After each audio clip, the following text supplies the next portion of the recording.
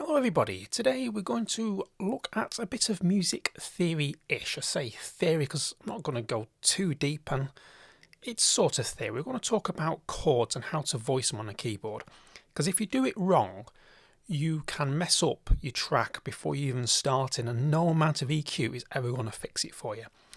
And what I'm specifically going to be looking at is how to voice chord pads, your chords for pads basically. Because in ambient and electronica and lots of electronic music, your sort of music isn't complete without a pad. It sort of fills in the gaps between the audio spectrums and the sound, so it gives a fuller sound.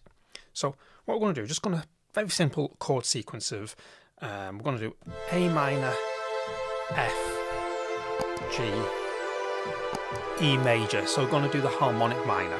So A, B, C, D, E, F, G sharp, A. That's a harmonic minor scale, A harmonic minor. Now, you could voice your chords like, this is the wrong way to do it, but you could voice your chords like this.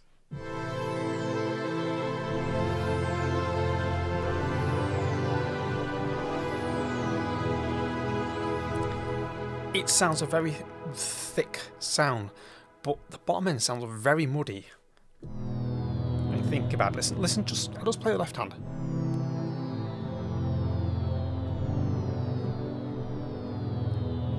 There's a definition of a chord there, but it's very woolly, whereas at the top end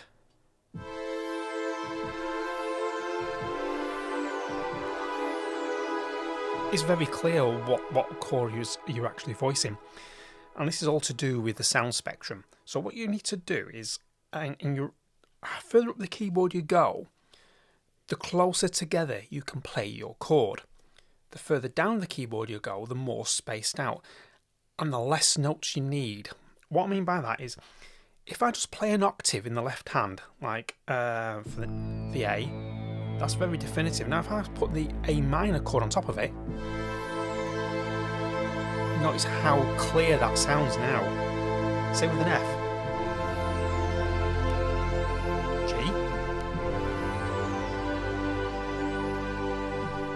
E major. So it's all very, very, very clear.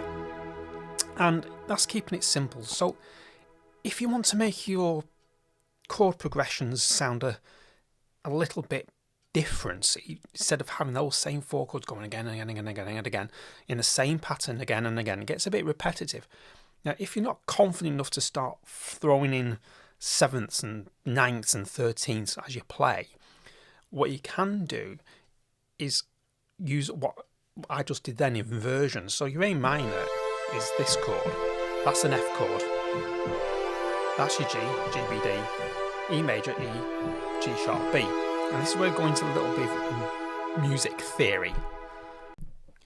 So don't panic, it's not going to be intense music theory, it's going to be quite like this. What we're going to look at is what they call inversion. So if I play an A minor chord like this, now I can drop this E down an octave, that's still an A minor chord. I can then take this C and drop it another octave, that's still an A minor chord. So if I play it like that, that's A minor, A minor, A minor, A minor, A minor, A minor. I can do the same with an F chord. So that's an F major chord, F, A, C. If I drop that C an octave, that's still an F chord. I drop this A an octave, that's still an F chord. So if I play this chord, that chord, that chord, that chord, that chord, or that chord, it's still an F major chord. So what we can do with this then is, like I say, if you're not confident in playing 7th, 9th and 13th chords, and if you don't know what that means, that's absolutely fine, we'll come to that in another video. But if you're not comfortable with playing those live into your DAW of choice, you can play your straight chords, different inversions up and down the keyboard to give it a little bit of interest, and then go and pencil in your 7ths and 9ths afterwards, or move your notes on once you've programmed them in. So what I'm thinking of here is, if I play it this way, I'll shut up and just play now.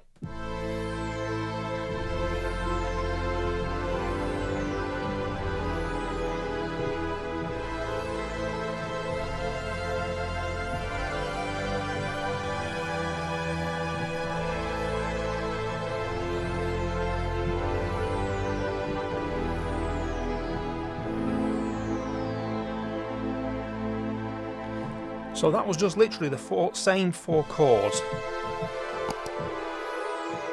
Yes, it's the same 4 chords, but there's a less repetition because I'm playing them up and down different inversions and mixing around. I can then go in and change one of the notes to a 7th. So if I'm playing the E major chord, I could change that E bass to a D, or I could change this E to a D, so get these back to the A minor. But that's for a completely different video. So this is just to give you a little few tips on how to get a little bit of interest to some basic chords, and also how to voice them. Don't try and cluster your chord. There's always a habit of clustering chords like that in left hand. The further down the keyboard you go, the wider you need to have them to give some clarity.